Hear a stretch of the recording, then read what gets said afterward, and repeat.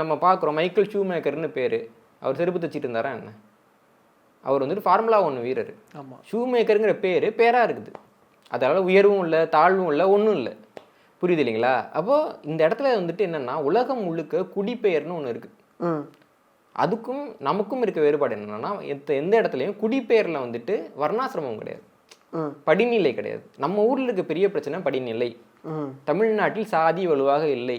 சாதி மாற்ற திருமணங்கள் நிறைய நடக்குது. இங்கே என்ன வலுவாக இருக்குன்னா வர்ணாசிரமம் வலுவாக இருக்குது.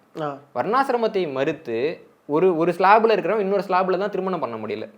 அப்போது எது வந்துட்டு உண்மையான பிரச்சனையோ, எது பின்னால் வந்ததோ, எது இந்த மண்ணுக்கு தொடர்பு இல்லாததோ, எது அந்நியர் கொடுத்ததோ, எதனால் இந்த சமூகம் சீரழிதோ அதை நம்ம ஒழிக்கணும்னா நமக்கு வந்துட்டு உடம்புல ஒரு இடத்துல கேன்சர் வருதுன்னா கேன்சர் கட்டியை தான் பிச்சை தானே போட முடியும்.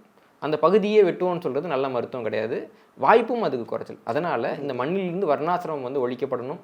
வர்ணாசிரமம் தான் இந்த சமூகத்தினுடைய பிரச்சனைங்கிறத பற்றி பேசப்படணும். வர்ணாசிரமம் இல்லாமல் நம்ம ஒரு காலத்தில் இருந்தோம்.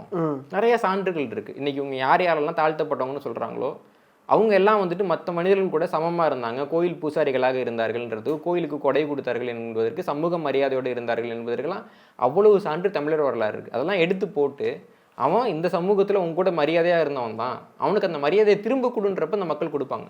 ஓகே, இயல்பு தானே. இல்லை அதையுமே இப்போ கொடுக்க மறுக்கிறாங்கல்ல. யார் முதல்ல அதை பேசினாங்க? புரியுது, பேசுறதுக்கு யார் இங்கே தயாராக இல்லை.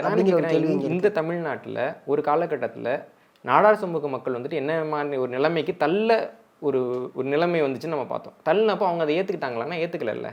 நீ என்னடா சொல்கிறது, எனக்கு தாண்டா என் வரலாறு தெரியும்னாங்க. இப்போ வந்துட்டு ஒரு ஆரியர்கள் வந்து அவங்க மேலே வந்துட்டு அந்த புராண கற்பனைகள்லாம் ஏற்றுறப்போ எங்கள் வீட்டு நல்ல காரியத்துக்கு கூட நான் கூப்பிட மாட்டேன், எனக்கு பிராமணரே வேணாம், என் கல்யாணத்தில் வேணாம், நான் நாவிதரை வச்சு நான் கல்யாணம் பண்ணிக்கிறேன்னு ஒரு நிலைமை வந்துட்டு புறக்கணிப்பை மேற்கொண்டாங்கல்ல. இன்றைக்கி வந்து அவங்க சமூகத்தில் பொருளாதாரத்தில் என்ன நிலைமையில் இருக்காங்க, உலக பணக்காரர் வரிசை வரைக்கும் போயிட்டாங்கல்ல. அப்போது ஒரு இழிவு வருதுன்னா அந்த மக்கள் தான் அதற்கு எதிராக போராடணும். எனக்கு இவ்வளோ சான்று இருக்கு பாரு, எனக்கு இவ்வளோ பெரிய வரலாறு இருக்கு பாரு, இப்போ எனக்கான மரியாதையை கொடுன்னு சொல்லிட்டு அந்த மக்கள் போராடணும். ஆனால் இவங்க என்ன பண்ணுறாங்கன்னா அந்த மக்கள்கிட்ட போயிட்டு இல்லாத கதை எல்லாத்தையும் சொல்லிட்டு அவங்களே வந்துட்டு அவங்கள ஒத்துக்கிறாங்க.